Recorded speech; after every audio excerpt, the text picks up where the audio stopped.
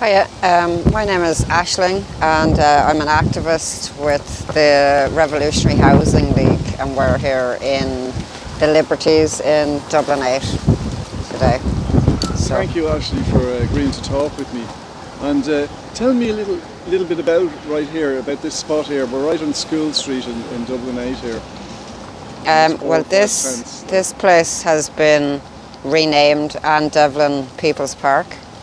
It was started as a protest against what we see as the illegal eviction of two homeless activists from St. Catherine's School behind you. Yeah. Right, So yeah. it's the dark brown empty building there, yeah.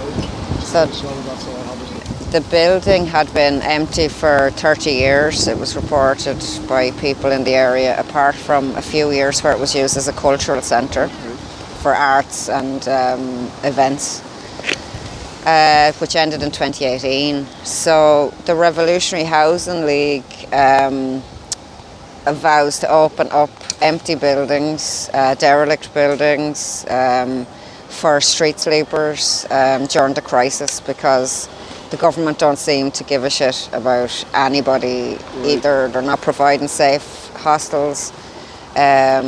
There's too many people sleeping in tents on the streets, so we open up empty buildings and get them in there. Wonderful. It started on May the 1st, where we acquisitioned a building on Eden's Quay and renamed it James Connolly House. Okay. I remember seeing that in the paper. Yeah, so that was quite a successful acquisition.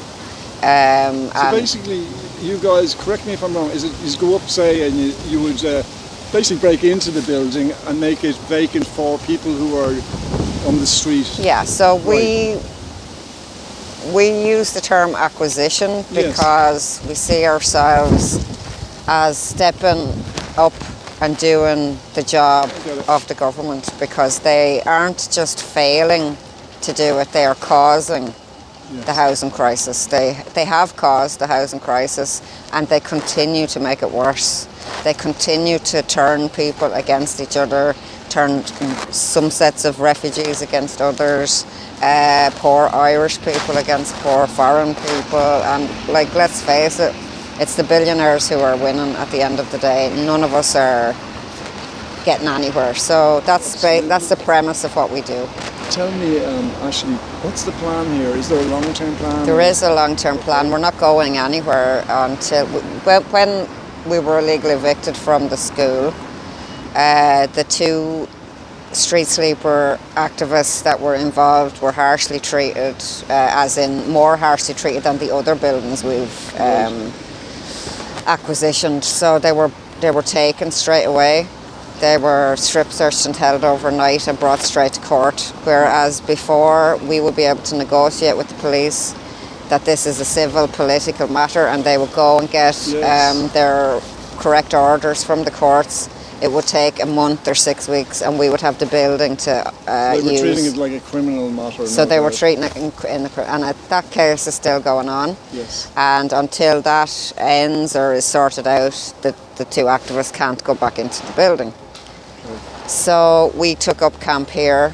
In support of that, or to highlight that? To highlight, that the fact that we cannot even take refuge in an empty building. Right. So we will give people, we will continue our work, because there were street sleepers, there was lots of people in the building that had just left. It only happened to be two people left in there when the guards came. So now we had 5 homeless people here. Yes, tell me about that. Who's here at the moment? 4 homeless people? Well, I'll tell you a bit about Halloween first, because on Bank Holiday Monday that just went, there were 5 street sleepers and myself.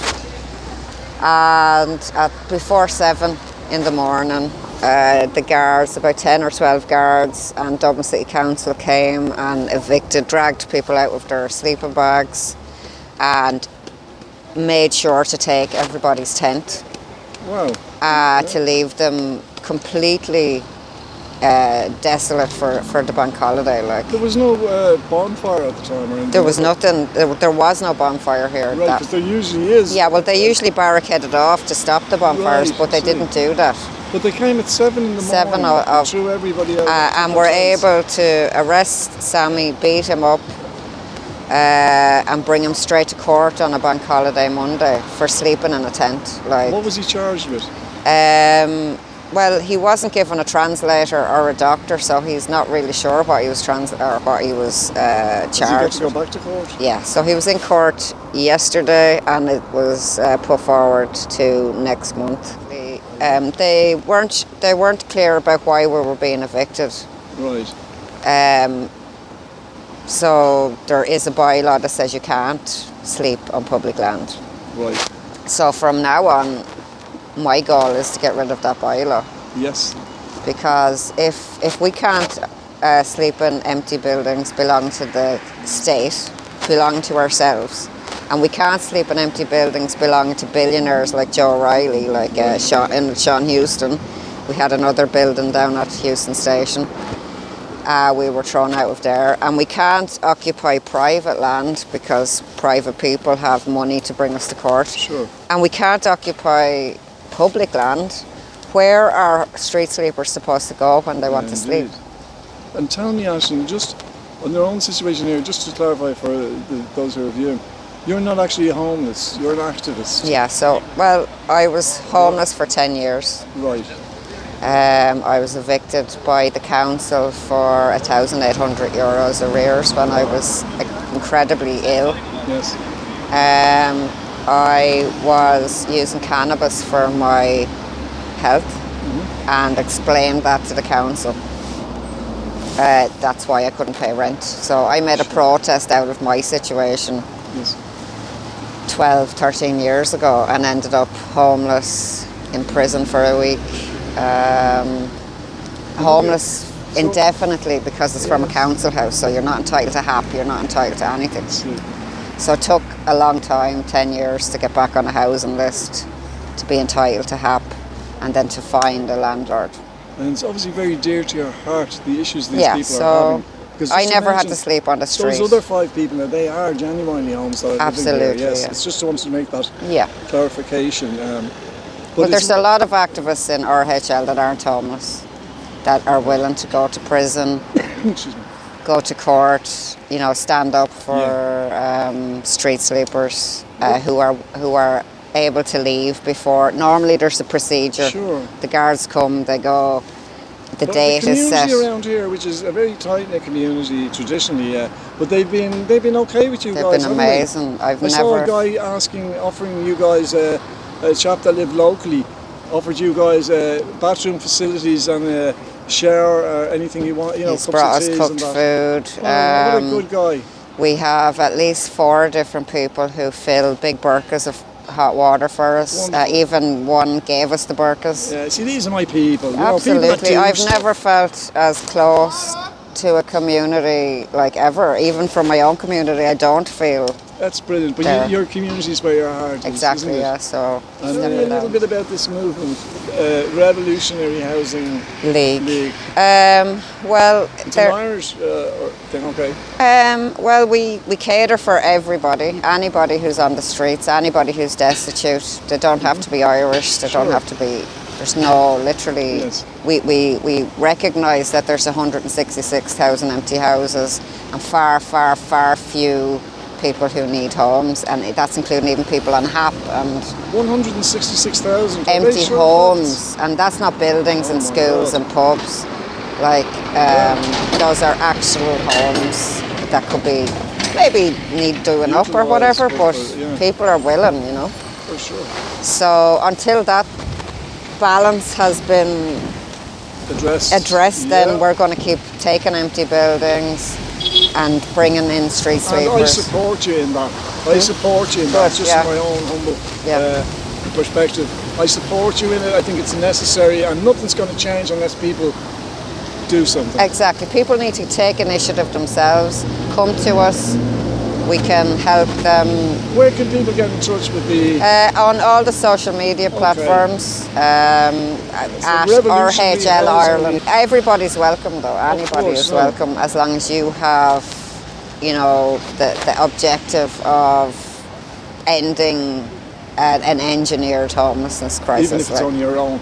Exactly. Yeah, I get it. No, but like it will take everybody, Sure. anybody who has any issues, to come and voice them in some way, to get out on some platform, and we believe that this movement, although it's not the solution, we don't see the government giving up.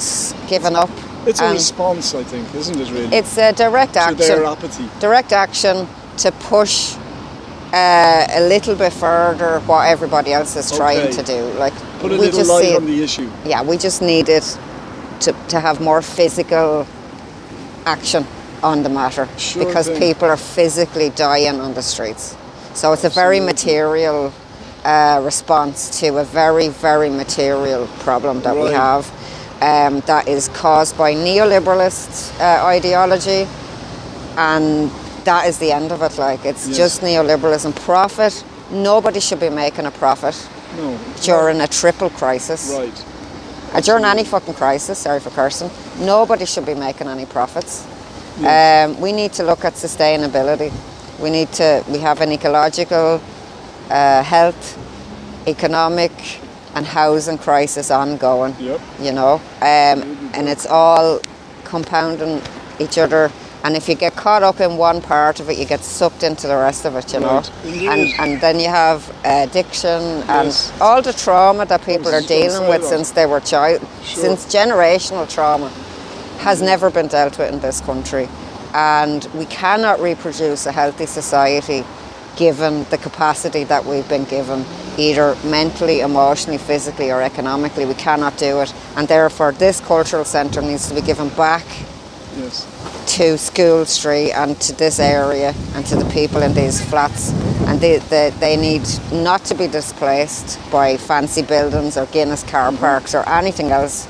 The government needs to get their arse into gear and get working for this community, because this community is working for itself. Well, it's been really enlightening and a privilege to talk to you, and I just wish you success in your endeavour here to get this issue highlighted, where a positive change can be put into effect on some level. I hope we can do something. Sure. Thanks for thanks very much. Thank you.